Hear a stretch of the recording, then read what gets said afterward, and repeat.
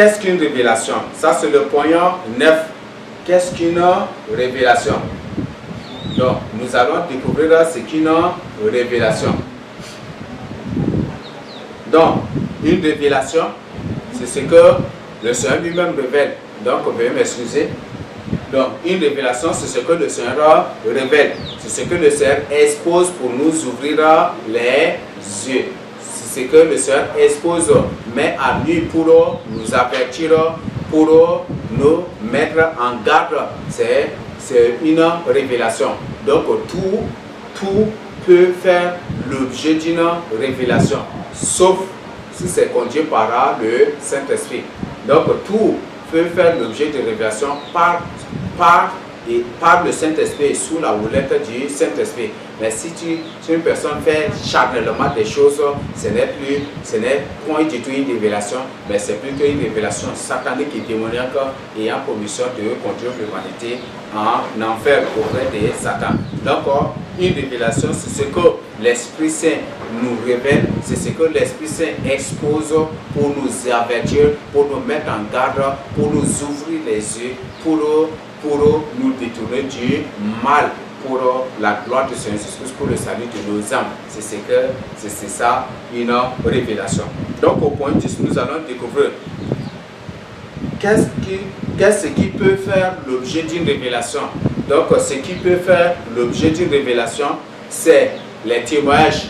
Donc tous les témoignages font l'objet aussi des révélations. Parce que dans les témoignages, nos yeux s'ouvrent sur les activités du monde des ténèbres, sur les activités des démons, sur leurs stratégies, sur leurs plans, sur leurs projets. Tout cela dans les témoignages des ex-sorciers, dans les témoignages des ex-francs-maçons, dans les témoignages des ex-illuminati, dans les témoignages des ex-satanistes, dans les témoignages des ex-magiciens, dans les témoignages des ex-idolâtres. Nos yeux, à travers ces témoignages, nos yeux s'ouvrent. À travers ces témoignages, on découvre les activités du monde des ténèbres, leurs astuces, leurs ruses, leurs stratégies, leurs plans, leurs projets, les intentions et tout ce qu'ils, même leurs malices aussi. Tout cela, nous les découvrons à travers ces témoignages-là. Donc, ces témoignages, si ces témoignages sont vrais, même si le témoin par la suite tombe, chute, ce témoignage vrai-là est déjà scellé du sceau du Saint-Esprit et est devenu automatiquement la parole du Seigneur. Parce que c'est sous la houlette, sous la direction, sous la houlette du Saint-Esprit que la personne a témoigné. Donc c'est ce que je voudrais que tu comprennes. Donc, ce qui peut faire l'objet d'une révélation aussi est l'ensemble des visions. Les visions sont aussi des sources des révélations. Donc, à travers les visions, nos yeux s'ouvrent, à travers les visions, les révélations, où on reçoit des avertissements, des mises en garde de la part du Seigneur. À travers les rêves aussi, les rêves aussi font l'objet aussi des révélations. Donc, nous avons les rêves, les visions, les songes, les cauchemars, les prophéties sont des objets, font l'objet aussi des prophéties. Donc les rêves, les songes font l'objet aussi des prophéties. Les cauchemars aussi font l'objet aussi des prophéties. Donc, de même que les prophéties. Donc, si une personne donne des prophéties, si une personne prophétise au nom du Seigneur Jésus-Christ, ou si une personne reçoit la parole, reçoit la prophétie directement de la bouche du Seigneur pour partager avec vous, je vous informe que cela fait partie d'une révélation. C'est l'objet aussi d'une révélation. Donc, toutes les prophéties nous révèlent des choses, nous exposent des choses. Toutes les prophéties mettent à nu des choses, nous mettent à nu des choses pour nous avertir et pour nous détourner du mal, pour nous détourner du chemin de la perdition, pour nous détourner du chemin de l'enfer, afin de venir à la lumière qui est le Seigneur Jésus-Christ. Les enseignements ou les prédications de sagesse et de connaissances font l'objet aussi des révélations. Les enseignements et les prédications de sagesse et de connaissances font aussi l'objet d'une révélation. Une personne qui a reçu le don d'enseignement, le don d'enseigner la parole de Dieu, une personne qui a reçu l'onction du Saint-Esprit l'onction de prédication de la parole de Dieu, soit par la sagesse, soit par la connaissance. Tout cela là, ça fait partie, toutes ces prêches, toutes ces prédications, tous ces enseignements sont des sources, sont des révélations aussi, font l'objet aussi des révélations. Là, c'est très important pour que vous compreniez cela. Les interprétations des rêves, des proverbes et des images dans les versets de la Bible font partie aussi des révélations. Les interprétations des paraboles. Le Seigneur a toujours parlé en paraboles. Donc les interprétations de ces paraboles font partie aussi des révélations. Les interprétations des proverbes et de certaines images dans les versets de la Bible font partie aussi des objets de révélation. Et quand je parle des images par exemple dans les livres de l'Apocalypse, on parle toujours de la bête, on parle de léopard, on parle de ceci. Dans Daniel, on parle de bêtes, dans Daniel, on parle de statues. Ce sont des images, mais ces images annoncent beaucoup de choses. Et si tu décryptes ces images, tu découvriras beaucoup de choses. Et c'est ce que le Seigneur montre. Par exemple, si tu médites Daniel 7, vous allez découvrir que Daniel a vu quatre animaux. Ces animaux, nous avons le lion qui avait des ailes, l'ours, nous avons le léopard avec les ailes, avec 4 ailes, et nous avons enfin l'animal féroce avec des dents de fer et des ongles de fer et tout. Cet animal épouvantable. Ce sont des images. Le Seigneur parle des royaumes ici. Et il parle ici en image, en mettant ici en scène des animaux. Et ce sont des images ici. Donc ce sont si le Seigneur t'accorde sa grâce pour comprendre ces choses, pour les décrypter, ça fait partie d'une grande révélation. On découvre que le lion, c'est l'Angleterre, les ailes d'aigle, les ailes du lion détachées pour se tenir debout. Ce sont les États-Unis, l'ours, c'est la Russie, le léopard, c'est l'Allemagne, les ailes du léopard, c'est la France, l'animal épouvantable avec les dents de fer, c'est le Saint-Empire romain. Selon aussi Daniel 2, où il a vu les statues avec les pieds de cette statue qui a pour pied des pieds, c'était des airains. Cette statue aussi qui avait des éléments composés de pieds, des airains. Et après, à la fin, c'était l'airain avec de l'argile. Donc, c'est ce que Daniel a vu. Donc, ici, ces images sont des codes et en décryptant cela, ça constitue une grande source de révélation. Il y a beaucoup d'autres choses dans la Bible qu'au fur et à mesure le Seigneur me révèle. Au fur et à mesure, quand par exemple le Seigneur parle des chiens, quand on parle des chiens ici, on parle des sorciers. Quand on parle des loups ici, on parle des démons en forme humaine. Il y a beaucoup de choses dans la Bible qu'en méditant le Seigneur m'ouvre les yeux et je comprends que ça constitue une grande source de révélation. Pour moi-même, pour ma propre édification, pour ma propre solidification, pour ma propre fortification aussi dans le Seigneur et pour aussi édifier les autres. Donc il y a beaucoup de choses qu'au fur et à mesure,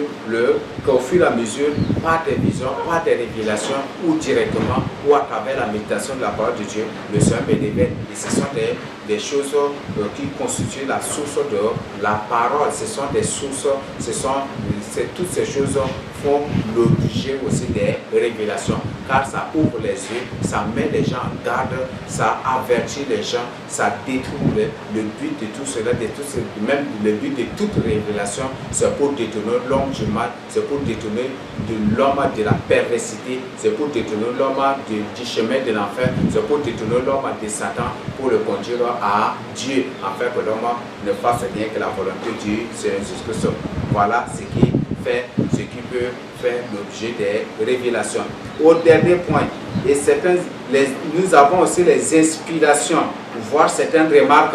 Une personne peut rester directement avoir une inspiration. Si cette inspiration vient du Saint-Esprit, c'est aussi une source, ça fait partie de révélation. C'est l'objet aussi d'une révélation. Ce n'est pas toute inspiration qui fait partie qui fait l'objet d'une révélation, mais il y a des inspirations directes qui viennent directement du Saint-Esprit, et ces inspirations font l'objet aussi des révélations. Il y a même certaines remarques, il y a des gens qui sont très observateurs, il y a des gens qui restent et peut-être en t'observant, ils te disent voilà, il y a ça, et peut-être directement il t'adresse des messages qui vont t'ouvrir directement les yeux, qui te mettront directement en garde. Ça fait partie aussi de l'objet de révélation. Donc voilà des choses. Peut-être qu'à travers cette expression, vous avez découvert beaucoup d'autres choses, ou peut-être à travers cette expression, l'Esprit vous a communiqué beaucoup de choses. Mais voilà ce que j'ai à nous dire sur quelques points ici, pour que vous puissiez comprendre et voir, et pour que vous puissiez comprendre et développer plus pour approfondir votre connaissance dans cela. Maintenant, au point 11, qui peut révéler? Qui doit être au centre d'une révélation? Qui peut révéler? Donc c'est Dieu seul qui peut révéler des choses à une personne. Je crois qu'on est David, n'est-ce pas? Dieu, soit le Père directement, soit le Fils, ou soit le Saint-Esprit, ou soit les trois. Donc s'il décide, ils peuvent aussi, et s'il décide, il peut directement venir adresser des messages ou révéler des choses aussi. Donc c'est Dieu seul qui peut révéler des choses, ou Dieu, Dieu aussi, c'est Dieu seul qui peut révéler des choses, donc dans des visions, dans des révélations, ou à travers beaucoup de choses. C'est Dieu toujours qui révèle des choses. Qui doit être au centre d'une révélation? C'est Dieu seul. Si Dieu n'est pas au centre d'une révélation, c'est que c'est une fausse révélation. C'est une révélation qui vient de Satan. Donc si le Seigneur Jésus-Christ, si le Saint-Esprit n'est pas au centre d'une révélation, ou d'un soi-disant révélation, d'un soi-disant témoignage, ce n'est pas vraiment un témoignage qui vient de Dieu, mais c'est plutôt un truc luciférien, qui a pour but de détourner l'homme de Dieu, d'égarer l'homme pour le camp de Satan. Donc il faut que toute vision, si tout témoignage, toute chose que nous témoignons, si toutes ces choses ont pour centre Dieu, le Père, le Fils et le Saint-Esprit, je crois que c'est des révélations qui viennent de Dieu. C'est à examiner, c'est à voir, à approfondir. Mais si je crois que toutes révélations qui viennent de Dieu sont vérifiables aussi à travers la parole de Dieu. Donc, c'est ce que je voudrais que vous puissiez comprendre, car la parole de Dieu, c'est un code. La Bible entière, c'est un code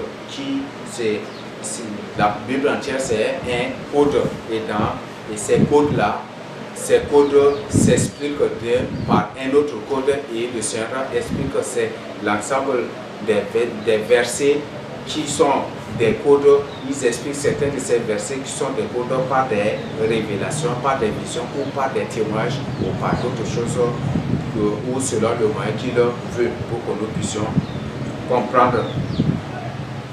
Maintenant, le dernier point, le point 12 pour finir. Quel est le but d'une révélation? Quel est le but d'une révélation? Comme on a dit que ce qui fait l'objet d'une révélation, c'est le témoignage, les témoignages, les visions, les révélations, les songes, les cauchemars, les prophéties, les enseignements, les prédications de sagesse, de connaissance, les interprétations des paraboles, des proverbes, des images dans les versets de la Bible, et certaines inspirations et certaines remarques. Donc, quel est le but d'une révélation? Comme on a dit que révélation, c'est l'ensemble de ces choses. Quel est le but maintenant d'une révélation? Donc, nous allons lire Job 33 du verset 16 à 18. Job 33, 16 à 18. Donc, si on peut commencer du verset de 14 à 18 aussi, ça va beaucoup nous aider. Job 33, 14 à 18. Dieu parle cependant tantôt d'une manière, tantôt d'une autre. Et l'on y prend point garde. Oui, il nous parle pas des rêves. Et quand on oublie les rêves, ce n'est même pas notre préoccupation, ce n'est même pas notre souci. Alors que c'est un message que le Seigneur nous donne. Donc il faut vraiment prendre garde, il faut vraiment faire attention. Si tu oublies des visions, des rêves, des choses que le Seigneur te montre dans le sommeil ou pendant les prières. Il ne parle pas des songes. C'est ce que le Seigneur nous dit. Il ne parle pas des songes, pas des visions nocturnes. Quand les hommes sont livrés à un profond sommeil. Le Seigneur a dit, tout ce que je vous dis dans les ténèbres là, publiez-les au grand public. Les ténèbres, c'est l'obscurité. Quand on parle de l'obscurité, on parle de la nuit. Donc pour dire que tout ce qu'il nous dit dans la nuit, pendant le sommeil là, que l'on doit exposer au grand public, c'est ce que le Seigneur nous dit ici. Quand les hommes sont livrés à un profond sommeil, quand ils sont endormis sur leur couche, alors il leur donne des avertissements. C'est pendant qu'ils sont sur leur couche en train de dormir que le Seigneur descend à travers des visions, à travers des rêves, à travers des songes. Il nous donne des avertissements et met le sceau à ses instructions. Voilà le message capital. Que tous les avertissements qu'il nous donne, il sait d'abord cela de son sceau. Tout ce qu'il nous donne comme instruction dans sa parole, il sait cela d'abord de son sceau. Il sait cela de son sceau. Donc voilà, c'est un message très capital. Dans toutes les visions, toutes les révélations, tous les songes, tous les rêves, toutes ces choses que nous voyons, le Seigneur a scellé d'abord avant, les a d'abord scellés avant de nous les révéler. Mais si, après avoir exposé, si on ne croit pas, c'est déjà la parole de Dieu. C'est déjà tout ce qui est scellé du sceau du Seigneur Jésus. Tout ce qui est scellé du sceau de Dieu est déjà sa parole. Si tu ne mets pas en pratique, c'est par ça que tu seras jugé. Comme on a vu dans Jean 12 du verset 47 à 50, le Seigneur a bien dit, c'est pas moi qui vais vous juger, mais ce sont les paroles que je vous ai dites que vous avez refusées. C'est par cette parole et ce sont ces paroles-là qui vont vous juger. Et comme on a dit aussi que dans un pays, ce n'est pas le président qui décide la condamnation de telle non, c'est la Constitution qui décide la condamnation de telle personne par rapport à ses fautes, par rapport à ses infractions. Donc c'est ce qu'on a toujours l'habitude de dire. Donc de même, c'est la parole de Dieu, c'est la même chose. Donc la parole de Dieu juge et condamne la personne par rapport à ses infractions, par rapport à tout ce qui s'y trouve que la personne a refusé de mettre en pratique. Donc pour dire que si une révélation sort, si une vision sort, si quelque chose qui est vrai, réel, tout ce que le Seigneur révèle, tout ce que le Seigneur montre, si ça vient de lui, si tu refuses de mettre en pratique, le Seigneur dit qu'il a déjà scellé ça déjà de son sceau et c'est déjà sa parole. Si tu refuses, c'est par ça là que tu seras jugé et condamné. Vous voyez combien de fois les gens s'égarent. Si tu refuses de prendre ce message au sérieux, c'est toi qui le regretteras par la suite. Même, j'ai dit, comme on a parlé des révélations ici, on a parlé des témoignages aussi, les témoins des ex-sorciers, les témoins des ex-satanistes, les témoins des ex-marabouts, les témoins des ex-francs-maçons, tous les témoins des ex-agents de Satan qui avaient par la suite, qui avait rencontré le Seigneur et sous la houlette qui sous la houlette du Seigneur avait exposé, avait mis à nu le royaume des ténèbres et les plans, les astuces et toutes les activités de Satan. Toutes ces choses c'est sous la houlette du Saint-Esprit. Et comme c'est sous la houlette du Saint-Esprit, le Seigneur a d'abord scellé cela de son sceau avant que cela ne soit exposé. Et donc toutes ces expositions constituent déjà la parole de Dieu. Si tu négliges, si tu dis que non, il a bien témoigné, mais par la suite, là, il est tombé dans le péché. Donc, je ne mets plus en pratique ce qu'il a dit. C'est parce que tu as refusé de mettre en pratique là que tu seras jugé et condamné. Fais vraiment attention. Alors, il leur donne des avertissements et met le sceau à ses instructions. Donc, il met le sceau à toutes les instructions. Toutes ces instructions-là, c'est ça qui constitue les avertissements. Afin de détourner l'homme du mal. Donc c'est ça le but, c'est ça le but d'une révélation. Le but d'une révélation, c'est pour détourner l'homme du mal. Si par exemple une personne dit qu'il est délivré de l'homosexualité et il vous invite à l'homosexualité, est-ce que c'est vraiment un témoignage? Ça c'est de l'abomination. Ça c'est un agent de Satan. Si une personne dit qu'il est délivré par Dieu pour faire cela et il rend témoignage pour Satan, il vous invite à faire des choses qui doivent honorer Satan. Ça, ce n'est même pas un témoignage, ça, ce n'est même pas une révélation, ce n'est même pas la parole de Dieu. Donc, ça, ce n'est même pas sceller des sceaux de Satan. Si tu mets en pratique ces choses, tu vas te détruire. Donc, il faut vraiment faire attention. Donc, peut-être la personne peut dire, moi, je suis Dieu m'a délivré de l'homosexualité. Et il vous invite à la musique païenne. Et il vous invite à la musique païenne, à danser, à faire les raps, à faire des trucs comme ça. Vous croyez que ça vient de Dieu? C'est le dessous de Satan. Donc c'est pour te plonger dans le mal et adorer Satan. Il faut vraiment faire attention. Donc le but d'une révélation, c'est pour nous détourner du mal et de nous préserver de l'orgueil. De nous préserver de l'orgueil. Afin de garantir nos âmes de la fosse. Il s'agit de quelle fosse ici? Il s'agit de l'enfer. Quand on parle de la fosse ici, cette fosse c'est l'enfer. Donc le but d'une révélation, le but de la parole de Dieu ou d'une révélation, c'est de nous garantir nos âmes de la fosse de l'enfer. C'est pour nous sauver de l'enfer. C'est ça le but d'une révélation. Et nos vies des coups de glaive. Ah, ça c'est sérieux. Donc le but d'une révélation ou de la parole de Dieu, c'est pour nous préserver des coups de glaive.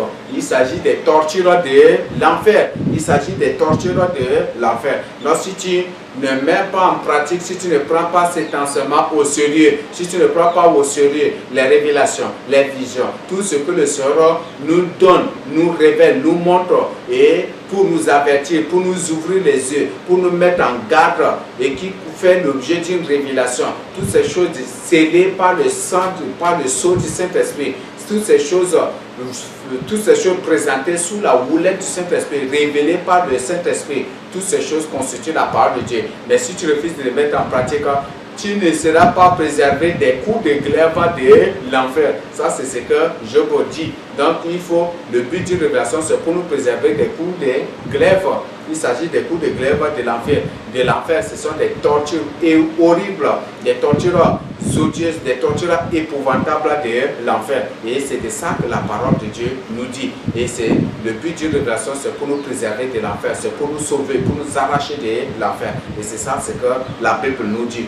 Voilà ce qui peut faire l'objet d'une révélation. Donc, Dieu n'annule point du tout sa parole. Dieu n'annule point du tout sa parole. Donc, fais vraiment attention. Je te le répète, fais vraiment attention. Fais encore attention. Tous les témoignages que tu suis, si ce sont des choses révélées par Dieu, si tous les témoignages des ex-satanistes que tu as suivis, des ex-agents de Satan que tu as suivis, si c'est le Saint-Esprit qui les a saisis pour les pousser, pour leur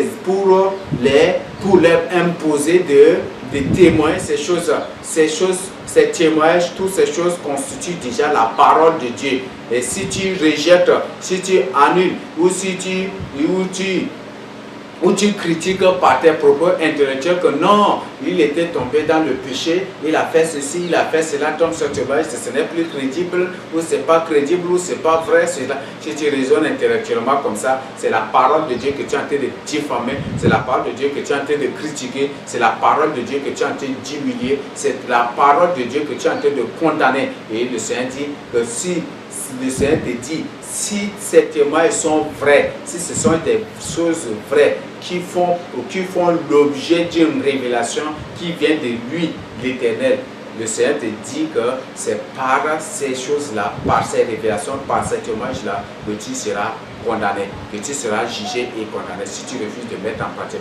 Donc c'est vraiment très important de voir et de découvrir ces choses-là, les visions, les révélations, toutes ces choses, même les paroles que le Seigneur nous adresse directement, soit dans les rêves, soit dans les visions, ou soit étant debout pour nous avertir, pour avertir les autres. Toutes ces choses constituent sa parole. Parce qu'avant de venir nous les dire, nous les prodiguer, ou partager avec nous, ou nous les révéler, il sait d'abord de cela de son sceau. Et si tu refuses de mettre en pratique, c'est sa parole que tu as rejetée. Et le Seigneur Jésus-Christ a dit, celui qui me rejette a rejeté aussi le Père de cette personne aura sa part dans l'étang de feu, dans le séjour de mort, dans la gêne. Donc c'est très important d'éviter d'éviter cela et ne tombe pas vraiment dans ces pièges-là, parce que les sorciers, les démons, les orgueilleux, les gens qui ont la mégalomanie, les gens qui ont la folie de critiquer les autres, diminuer les autres pour s'élever, pour être vu. Il y a beaucoup de ces gens qui s'élèvent pour raconter de n'importe quoi sur les vrais serviteurs de Dieu, pour raconter des choses sur ceux que l'Esprit les a saisis, pour témoigner leur vie, pour témoigner ce qu'ils ont vécu, pour témoigner ce qu'ils ont fait, mais qui par la suite étaient tombés. Et ils s'élèvent pour raconter n'importe quoi, pour scandaliser leur témoignage, pour scandaliser tout ce qui est vrai que l'Esprit leur a révélé ou leur a dit, ou tout ce qu'ils ont témoigné. Il fait vraiment attention de peur de tomber dans ces pièges-là. Donc c'est très important. Donc si un serviteur de Dieu est parti, si le Seigneur l'a amené en enfer pour visiter l'enfer, s'il a vu des choses, s'il a rapporté qu'il a vu qu'il y a en enfer, qu'il y a des drogués, des gens qui prennent la drogue qui sont en enfer, il y a des prostituées qui sont en enfer, il y a telle personnes qui sont en enfer à cause de telle chose. Et si cette personne par la suite est tombée, peut-être est tombée dans l'occultisme, dans la sorcellerie, ou tombée dans le péché, vous allez, est-ce que le Seigneur Jésus-Christ va annuler tout ce qu'il y a à révéler? Le Seigneur ne va jamais du tout. Le Seigneur n'annulera aucune de ces choses-là. Ces choses, avant de lui révéler, il a d'abord scellé de son sceau. Et ces choses constituent les instructions divines de Dieu pour nous mettre en garde et pour nous avertir. Si tu refuses de mettre en pratique ces choses, parce que si tu refuses de mettre ces choses en pratique en raisonnant, en tenant des langages que non, lui c'était bon, mais lui il était tombé dans ça, donc ce n'est plus crédible, ce n'est plus valable. Chasse bien que ce qu'il a témoigné qui est vrai constitue déjà la parole de Dieu du Seigneur. Si tu refuses de mettre en pratique, c'est par ça là que le Seigneur dit que c'est ça là qui va te juger et c'est ça là qui va te condamner. Voilà l'enseignement sur attention, attention, attention. Dieu n'annule point du tout sa parole.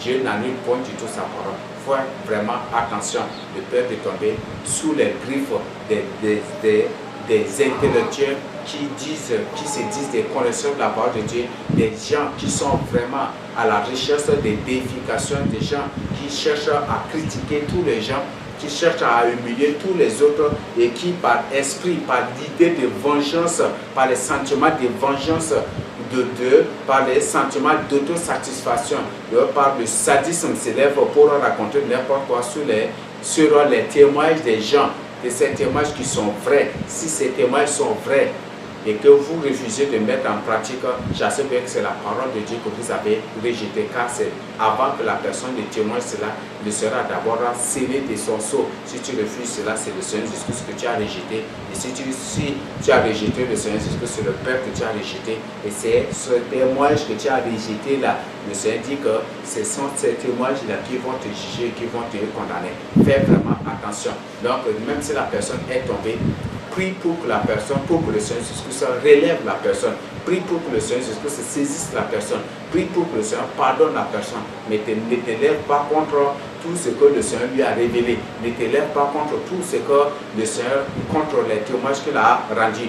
Si la personne, si c'est après sa chute, peut-être dans la sorcellerie, peut-être que par la suite la personne est tombée dans la sorcellerie, est tombée dans l'occultisme, et que par la suite la personne continue par rendre des témoignages où il dit que voilà, la personne dit que le Seigneur m'a révélé ceci. Là c'est tout ce qu'il a été en train de témoigner après sa chute dans l'occultisme qu'il ne faut même pas mettre en pratique parce que ce n'est plus Dieu qui parle. Là c'est très important. Mais tout ce qui est vrai, que l'Esprit lui a communiqué avant sa chute dans l'occultisme ou avant sa chute dans le péché qu'il a refusé de confesser. Ça, c'est ces choses-là, tout ce que le Seigneur lui a révélé, toutes ces choses constituent déjà la part du Seigneur. Faites vraiment attention de peur de tomber dans un piège si facile. C'est dans des choses, c'est dans ces petites choses-là que beaucoup se sont retrouvés, beaucoup sont tombés dans les mains de Satan. C'est à cause de ces petites choses-là que beaucoup se sont retrouvés en enfer. C'est très important que vous pensiez vraiment à cela et de faire vraiment attention.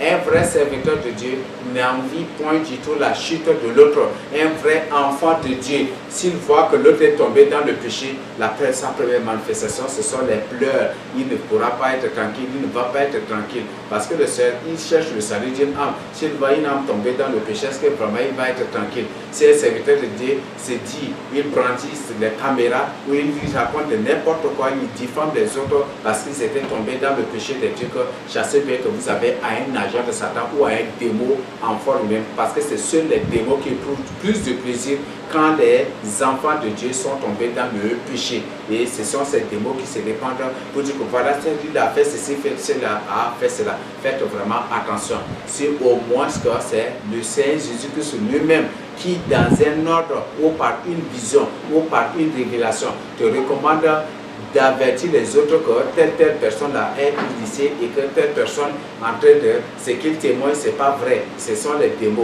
Où la personne est dans telle vie et que ce qu'il dit c'est un danger pour le salut des autres.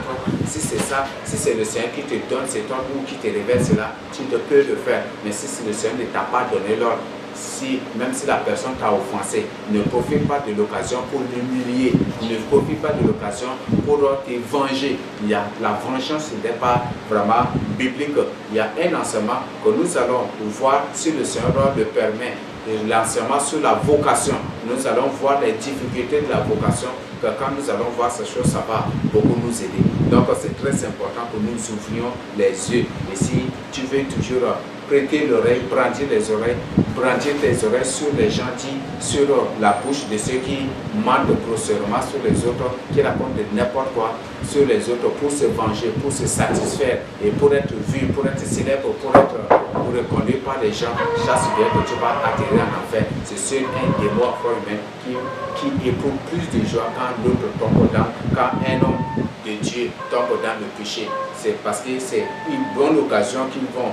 Ces démons, quand un serviteur de Dieu tombe dans le péché, c'est vraiment une bonne occasion pour eux pour se lever afin de dénigrer et de scandaliser tout ce que le Seigneur leur a révélé, tout ce qui est vrai qu'ils ont témoigné. Et le but c'est pour anéantir, pour parler de toutes ces choses. C'est ce soi-disant serviteur de Dieu, c'est là pour Dieu. Pour faire ces choses, ce n'est même pas un serviteur de Dieu.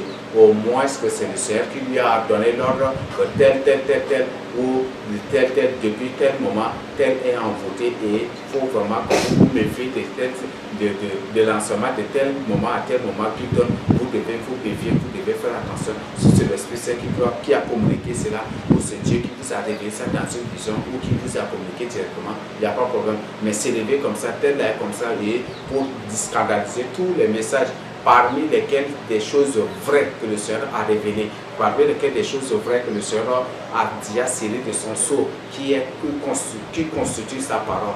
Fait ici, si un serviteur de Dieu fait ces choses, je sais bien que vous avez faire à un agent Satan. Donc faites vraiment attention. Et si c'est le fruit d'une vision, si c'est le fruit d'une révélation, si c'est le Seigneur qui a adressé le message au serviteur de Dieu, à l'homme de Dieu, ou à l'enfant de Dieu, ou à l'élu de Dieu pour témoigner ces choses et en fait d'avertir les gens de tels enseignements ou de la vie actuelle de telle personne, de tel élu ou de tel serviteur de Dieu